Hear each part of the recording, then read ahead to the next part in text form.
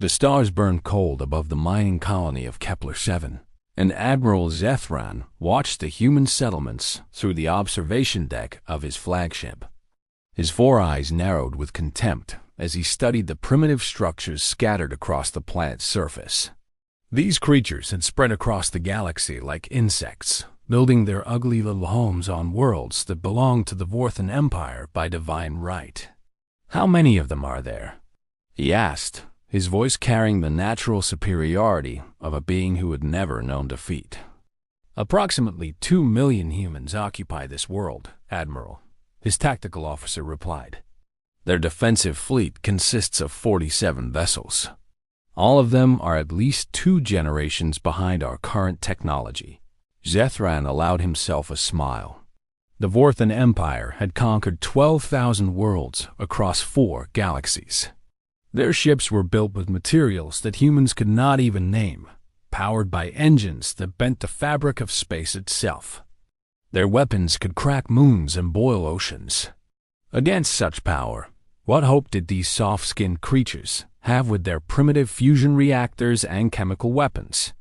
"Send them the standard message," Zethran ordered. "They have 1 rotation of their world to surrender. After that, we will remove them from existence." The message went out, and the humans responded exactly as Zethran expected. They refused. They always refused.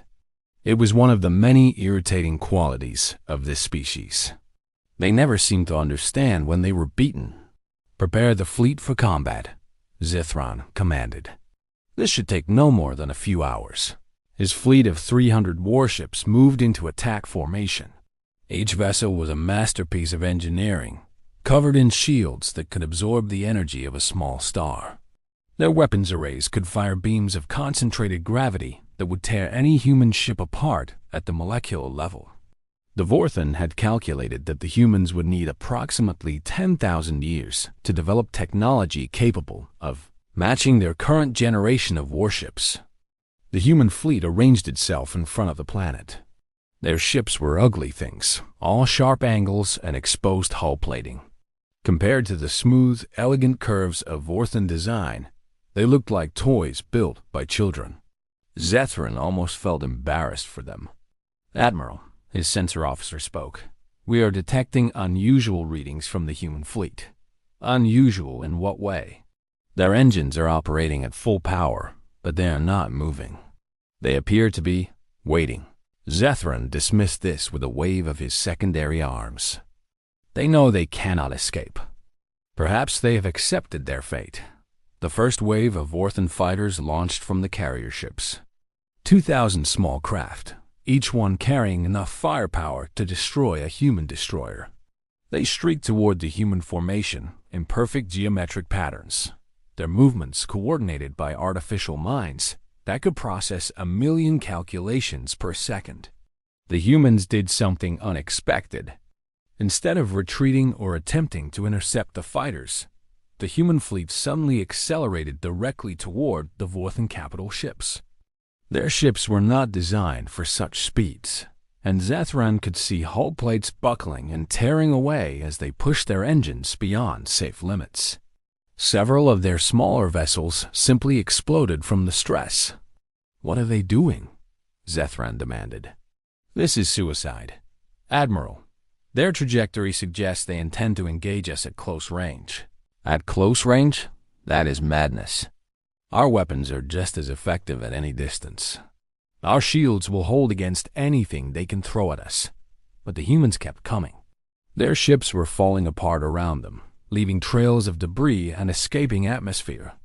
The Vorthan fighters, designed for long-range precision attacks, suddenly found themselves in a swirling chaos of human vessels that refused to die.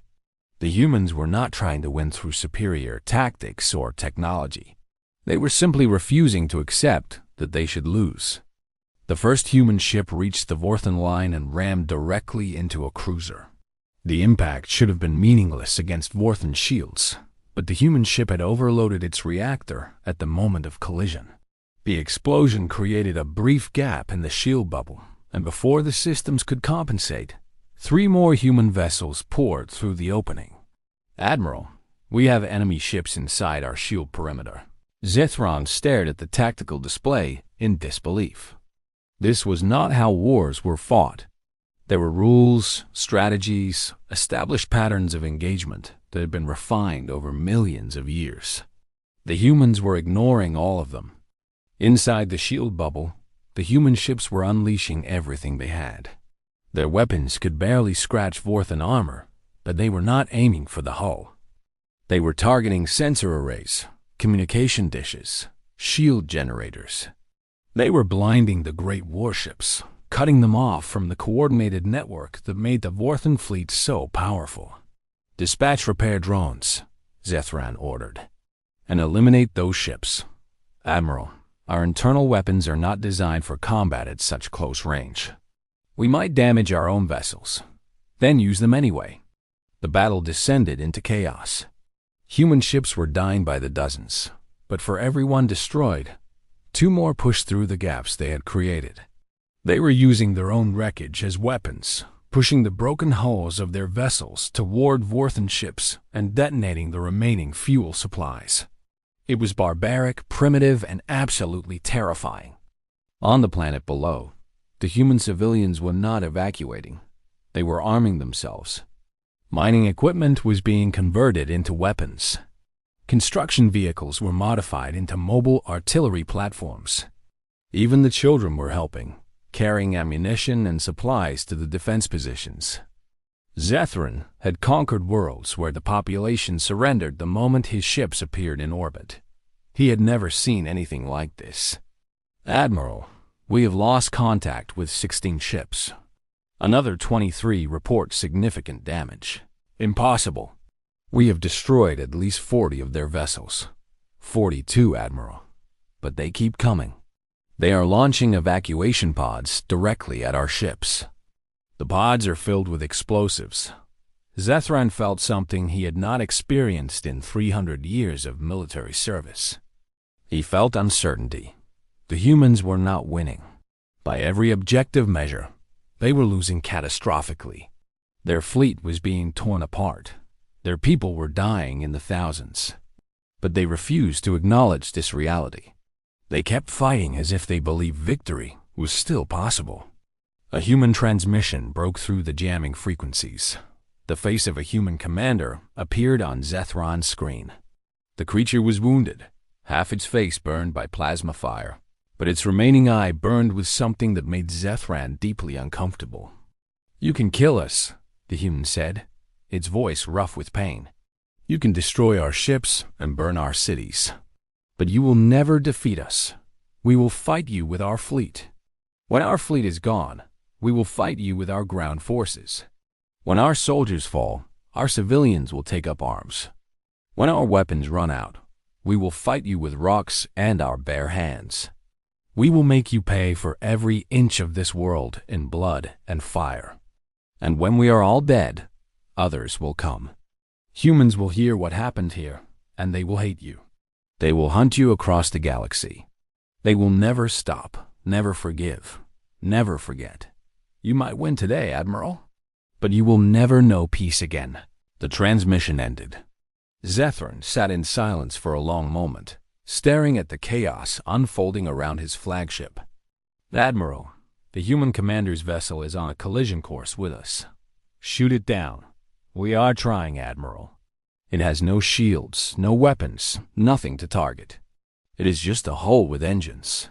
The crew has locked the controls and—" "Admiral, they are broadcasting music. Some kind of primitive war song." The ship struck the flagship's forward section. The impact destroyed one of the main gravity beam arrays and killed 200 Vorthan crew members. It was the first time in living memory that a flagship had taken direct casualties in combat. Zethran looked at the tactical display. His fleet had suffered more damage in this single engagement than it had in the previous 50 years of conquest combined. The humans had lost almost everything, but the survivors were still fighting. Small groups of ships, some of them barely holding together, continued to harass his damaged vessels. On the planet, the civilians were preparing their defenses, fully aware that death was coming for them. The admiral thought about the message he had received from his emperor before this campaign began. Conquer humanity, he had been told. Break their spirit and add their worlds to the empire. And it seemed like such a simple task. The humans had inferior technology, inferior resources, inferior numbers. By every rational calculation, they should have been easy prey. But the calculations had not accounted for whatever madness drove these creatures. They did not fight to win. They fought because fighting was simply what they did. They fought because surrender was not something their minds could comprehend. They fought because somewhere in their primitive brains, there was a voice screaming that death was acceptable, but submission was not. Zethran made a decision that would end his career and possibly his life. All ships, cease fire and withdraw to the outer system. Admiral, we are leaving. Send a message to the Emperor. Tell him that humanity is not worth the cost of conquest. Tell him that if he wants to destroy these creatures, he will need to send every ship in the Empire. And even then, I am not certain we would win. The Vorthan fleet retreated, leaving the battered human defenders floating among the wreckage of their fallen comrades. On the planet below, 2 million humans watched their enemy withdraw and began the long work of rebuilding. They had won nothing by any conventional measure. Their fleet was destroyed, their people were dead, and their world was scarred by battle. But they had done something that no other species in 12,000 years of Vorthan conquest had ever managed. They had made the Empire afraid. Word spread through the galaxy. The humans of Kepler-7 became legends, their stands studied by military academies across 100 civilizations. Other species began to wonder if they too could resist the Vorthan. Other humans began to prepare for the day when the Empire would return. And somewhere in the vastness of space, the Vorthan Emperor read Admiral Zethran's report and felt an emotion his people had forgotten centuries ago. He felt doubt. The humans had inferior technology, inferior resources, inferior everything. But they had something that no amount of advanced weapons could defeat. They had the absolute refusal to accept that they should lose. The war for humanity's survival was just beginning, but the galaxy had already learned an important lesson. Technology was powerful. Superior firepower was valuable. But against an enemy who simply refused to stop fighting, even the greatest empires in the universe might eventually fall.